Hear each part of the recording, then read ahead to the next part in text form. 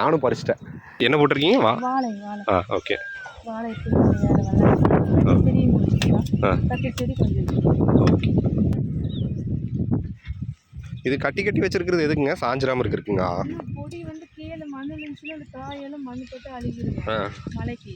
அப்படியே இது பண்ணிட்டு சரி சரிங்க. மருந்தெல்லாம் இல்லை, இது நாட்டுக்காய் தான். இது வந்து நாட்டுக்காய் இல்லைங்களா, ஹைபிரிட் தான். ஆனால் மருந்து இல்லாமல் கொண்டு வந்துக்கிறோம். அது எப்படிங்க மருந்து இல்லாமல்? மருந்து இல்லைங்களா, சொத்தக்காய் நிறைய வருங்க. அதான் நாங்கள் அது மாட்டுக்கு போட்டுருவோம். எத்தனை மாடு வச்சிருக்கீங்க? 4-5 உருப்படி இருக்குதுங்க. 5 சொசைட்டி கூத்துறீங்களா? உங்கள் சொசைட்டிக்கு தாங்க. அப்புறம் 2 பேர்த்துக்கு பால் கொடுத்துக்கிறோம்.